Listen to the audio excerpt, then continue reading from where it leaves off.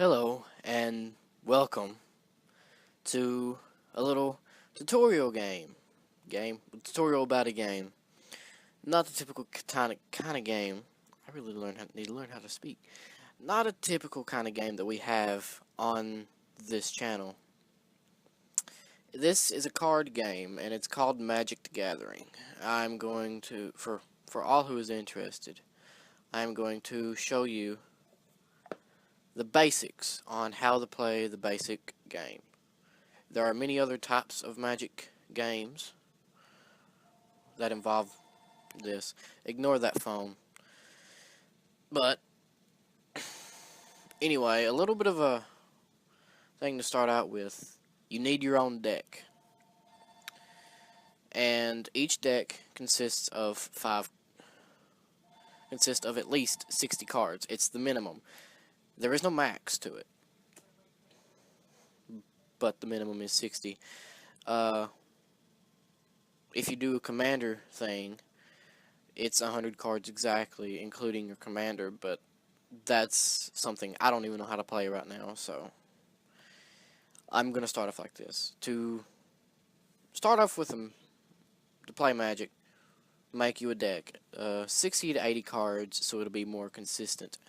Anything over that, it starts to get a little bit hard to shuffle for one thing, and just hard to deal with.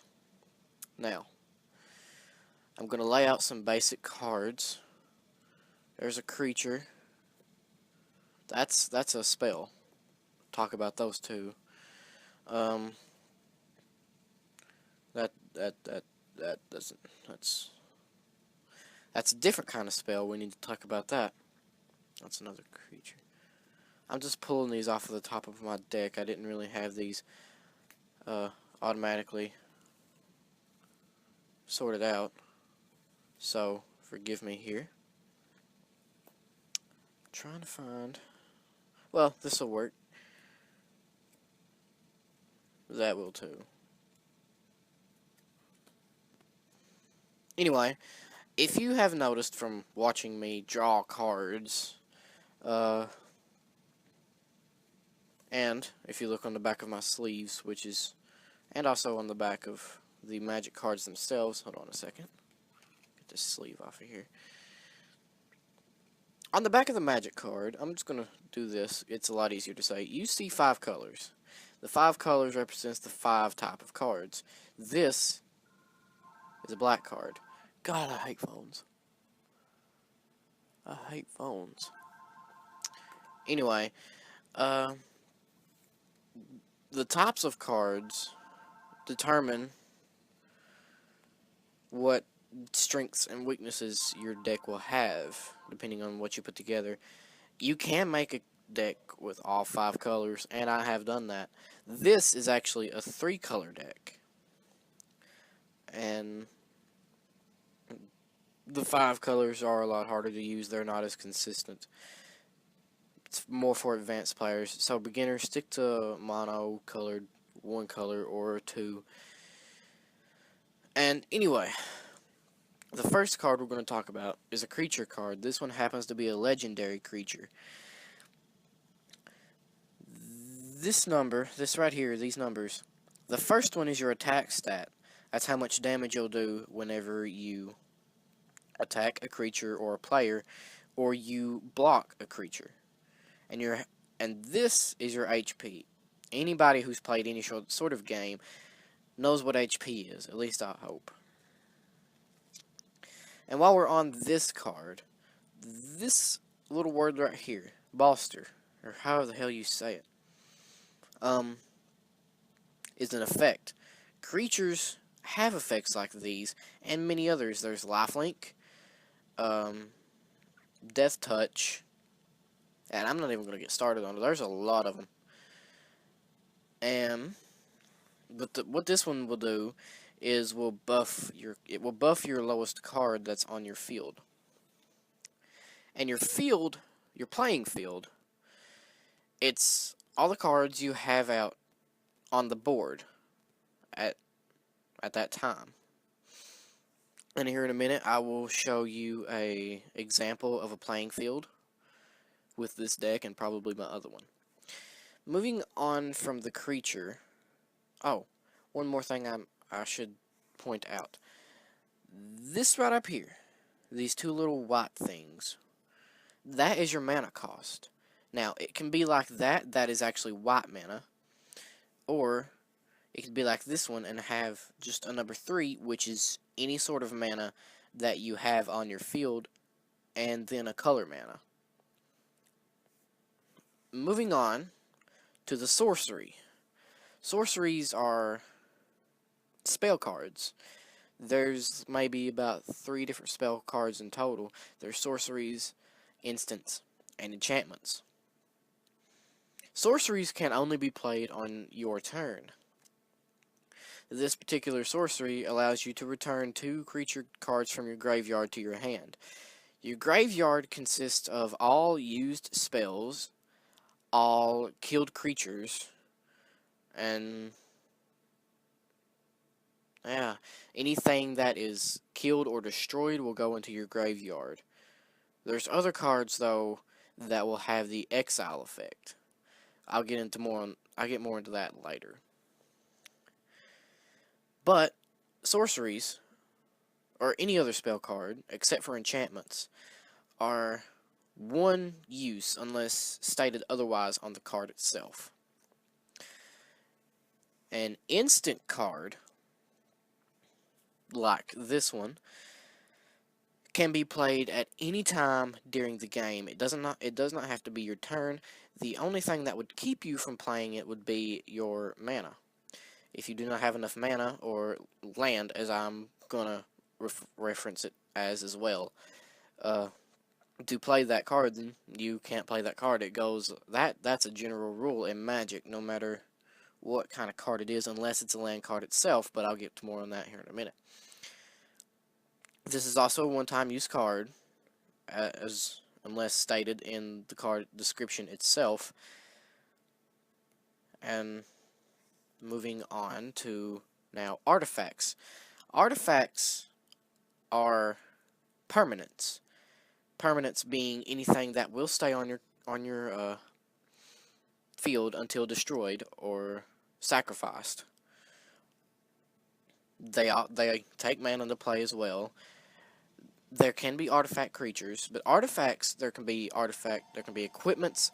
I wish that phone would quit ringing. Anyway, there could be equipment which you can equip to creatures and make it more powerful or do other things like that. There can be these kind, which will just stay on the side of the battlefield and help you in your game, like this one helps me gain life. Hold on.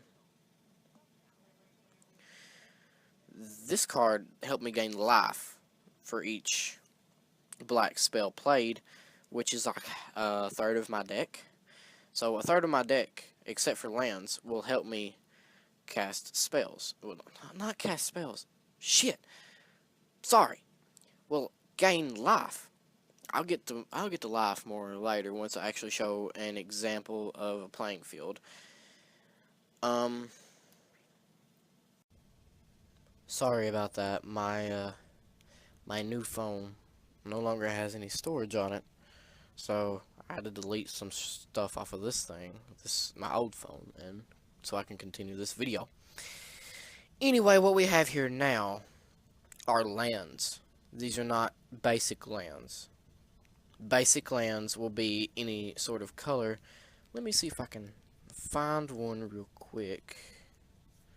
Seems to which I am getting mana screwed.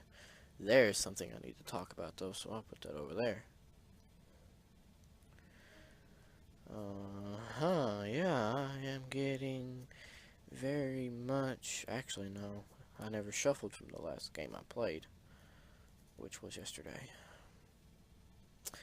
There's something else I need to talk about too. Sorry about this, guys. There's one.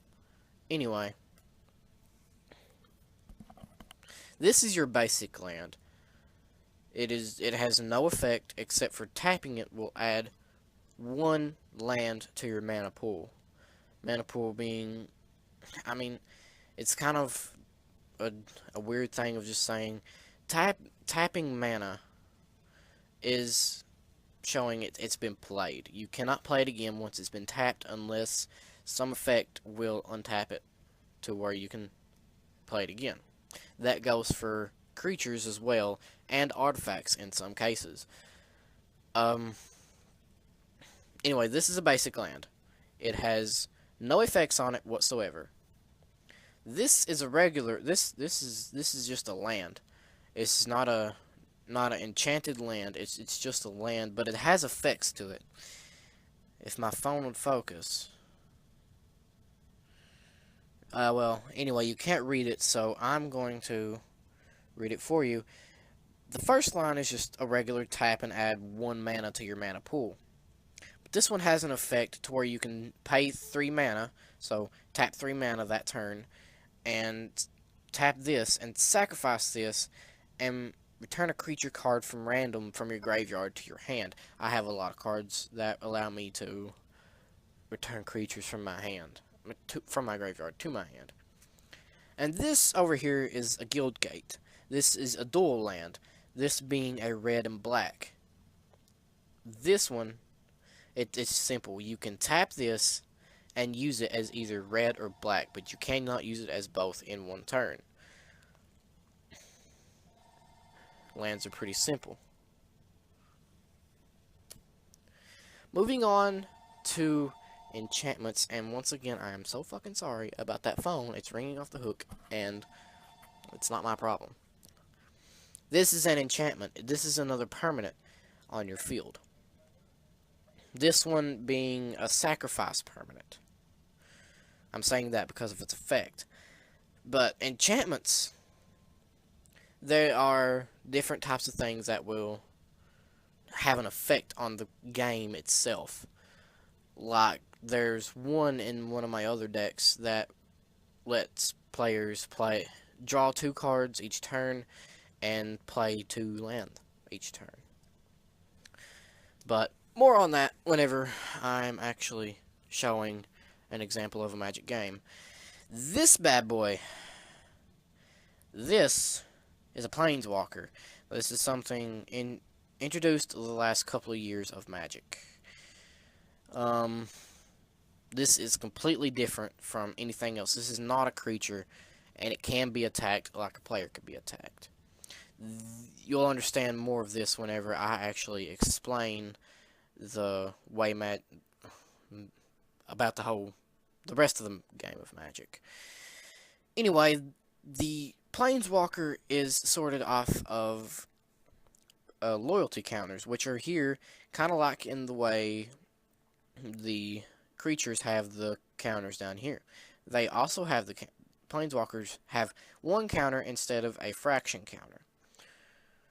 And they have effects which will give them counters or take counters from them.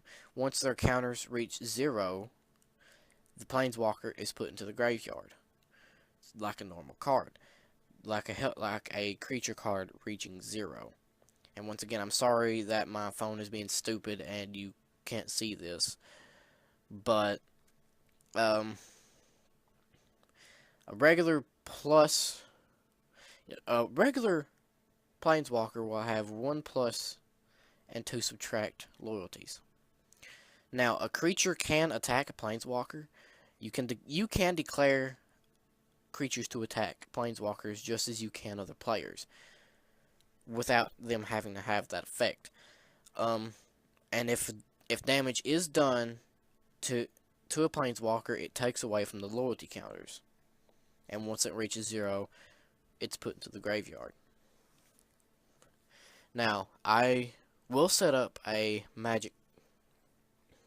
game of Magic. I'm actually going to stack my deck so I can do this. That's kind of illegal, though, but for the sake of video, I shall. Cloud cover is a real bitch whenever it comes to recording, because I'm using natural light. Anyway, the game starts off by you and opponent, and an opponent, or opponents if you are playing multiple people.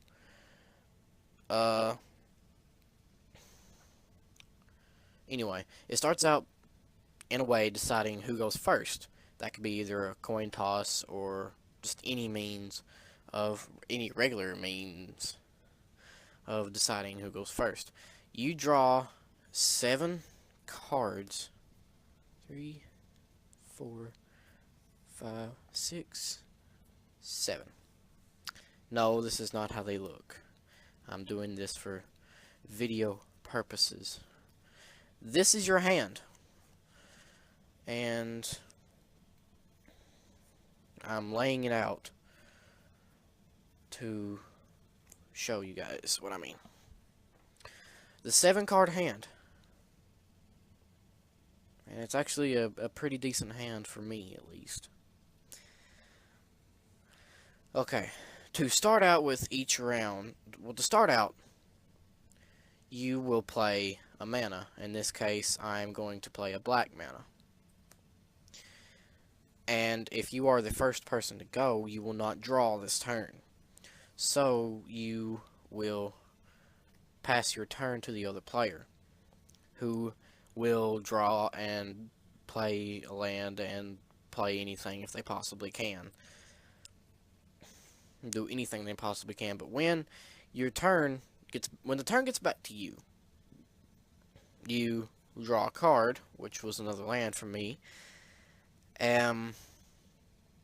Play a land. You can only play one land per turn, which really does slow down everything. But there are cards that can change that.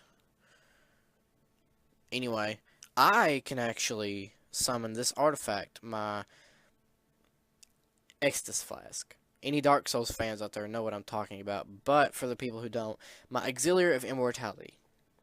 It's an artifact. I can summon this right now, and I'm going to as such, and that'll end my turn. The opposing player does what they do, then it comes back to me. I draw again, and I'm in a mana pocket. That's not good.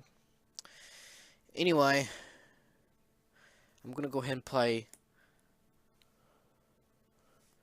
another land, and I can't do anything else. I don't have enough things to do so. I don't have enough land to do so, so I end my turn,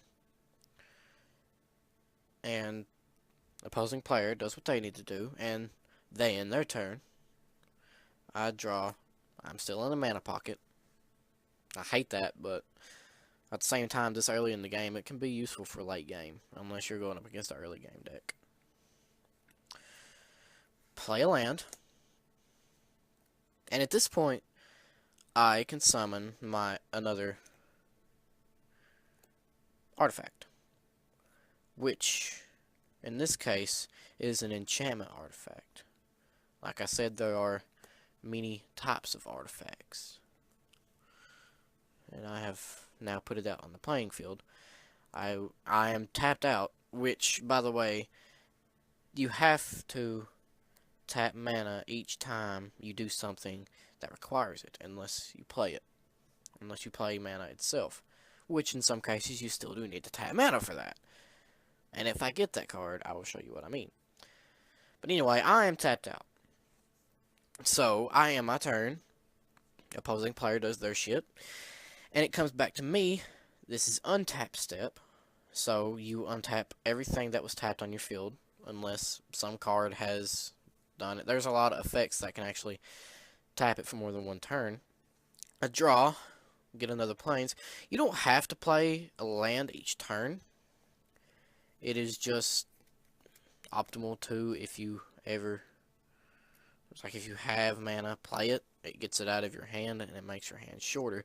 Your hand can only consist of 9 cards. If you get any more than 9 cards, you have to start discarding and putting them into your graveyard. Anyway, I can't do anything else yet, so I am my turn.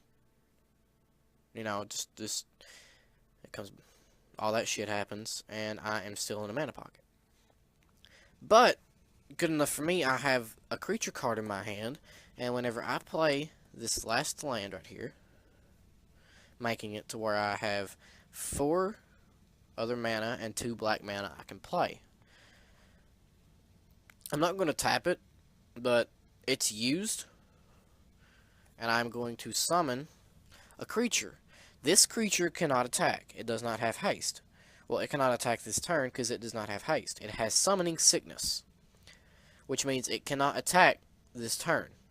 You have to wait a turn before you can attack with it. And this card's effect lets me put 2 tokens on the field.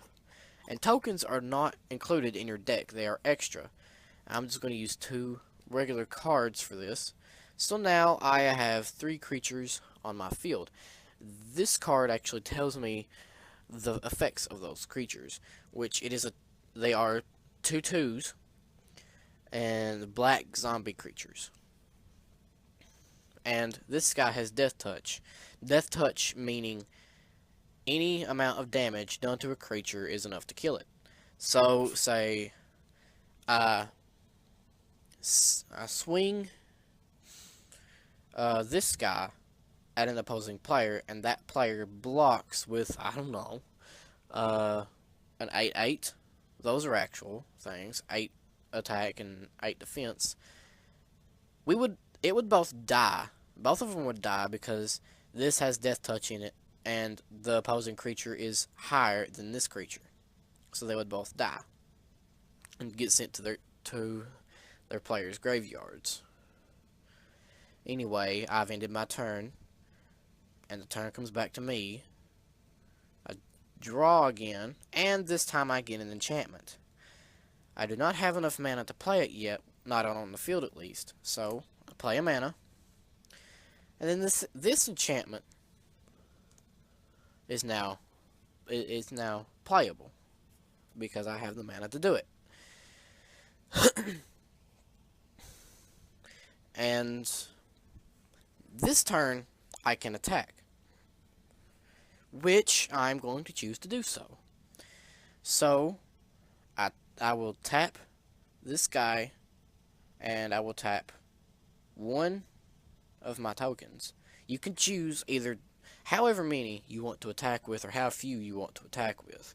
It's not limited at all on how much you want to attack with. So, say this guy's blocked by a 3/3, so he is dead. The tokens do not go into my graveyard either, because as earlier stated, they are not part of my deck. But this guy's hits go through, and the opposing player takes 6 damage. How does the opposing player take 6 damage? Each player has a base HP of 20. The goal of this game, of this version of Magic, is to get your opponent's health to 0. Or, in some cases, use poison counters and put 10 poison counters on to that other player.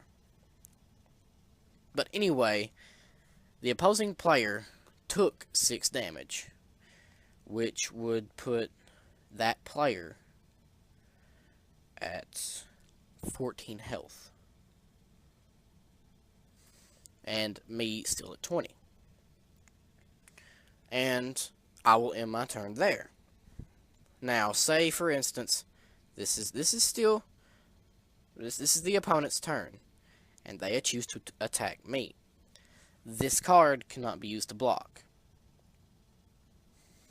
And let's say the opposing player is attacking me with a 2/2 with flying, meaning this guy, where he does not have flying or reach, cannot block that creature. Reach is an effect to where ground creatures can block flying creatures. Flying is simple. It flies, and it cannot be blocked by anything except for what has flying or creatures with reach. So I have to take 3, which puts my health down to 17. And then that player ends their turn, so it comes back to me. The untap step, and I have already drew. So now I'm going to play another one of my lands out of my hand.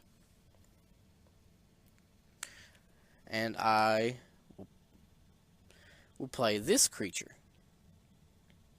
This creature has vigilance, meaning attacking with this creature does not cause it to tap, which means you can use it again to block if needed.